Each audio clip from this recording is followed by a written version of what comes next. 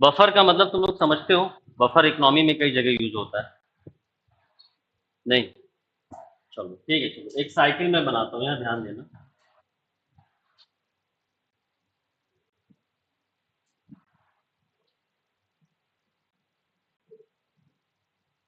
देखो, कृषि उत्पाद जो होता है उसमें दो चीजें हो सकती हैं। मान लेते हैं कि ये रिक्वायर्ड है, मतलब जितने की आवश्यकता है। आवश्यकता को रिक्वायर्ड लिख लोगे इंग्लिश वाले ना, ठीक है, कोई दिक्कत तो नहीं। और ये सरप्लस है, अधिक मतलब सरप्लस हो गया। और ये हो गया डेफिसिट, यानी कम। तो जितने की रिक्वायरमेंट होती है, हो सकता है कि उतना ही प्रोड्यूस हो रहा हो, ये रिक्वायरमेंट वाली लाइन है। या हो सकता है कि जितने की रिक्वायरमेंट है उससे ज्यादा प्रोड्यूस हुआ है।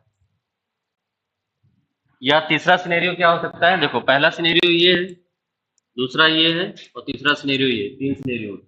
अधिक हो सकता है पैदा हो गया हो जितने की रिक्वायरमेंट है, हो सकता है कम पैदा हो, या हो सकता है बराबर पैदा हो। बराबर पैदा हुआ है मतलब कि जितनी डिमांड है उतनी सप्लाई है, कोई दिक्कत नहीं। अधिक पैदा हो गया है, अधिक पैदा हो गया कि मतलब डिमांड और सप्लाई में मैं किधर को ज्यादा करूं, सप्लाई को कि डिमांड? मतलब सप्लाई ज्यादा है, डिमांड कम है। अब तुम लोग खुद बताओ प्राइस पे क्या असर पड़ेगा?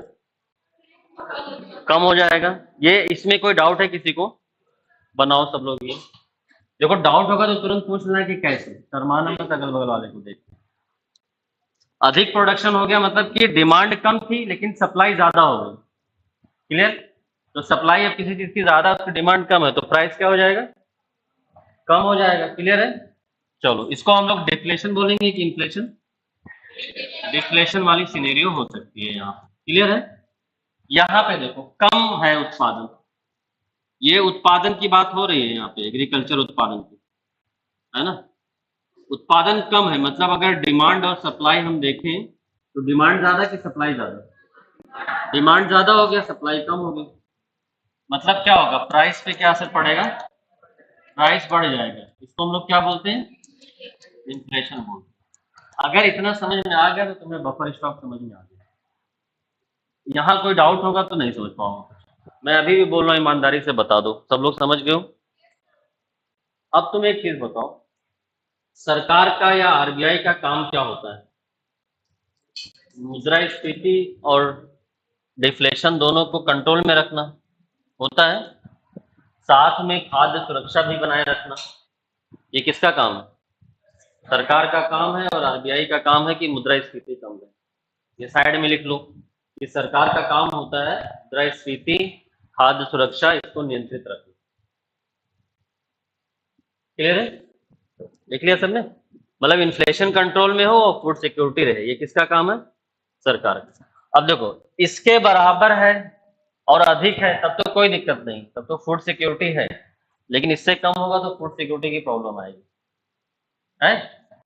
अब बफर स्टॉक का कॉन्सेप्ट यहीं से आता है। बफर स्टॉक एक सिस्टम है जिसमें अगर रिक्वायर्ड से ज्यादा प्रोडक्शन होता है तो सरकार एफसीआई के थ्रू खरीद के अपने गोदाम में रख लेती है, और जब कभी उत्पादन कम हो जाता है तो सरकार सब्सिडाइज दर पे उसको मार्केट में बेच देती है या पीडीएस के थ्रू डिस्ट्रीब्यूट कर देती है। यही बफर स्टॉक। समझ में आया कि क्या है buffer stock?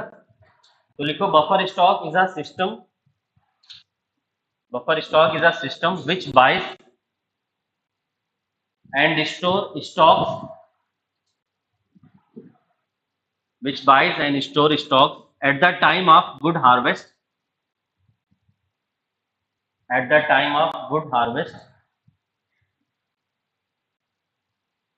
and release stock during bad harvest, and release stock during bad harvest. Buffer stock एक तंत्र है जिसमें सरकार,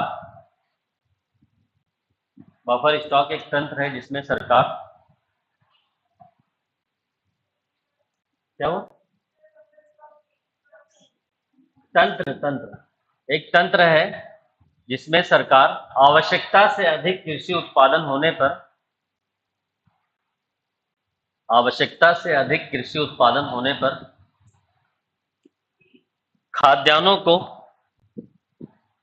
आवश्यकता से अधिक कृषि उत्पादन होने पर खाद्यान्नों को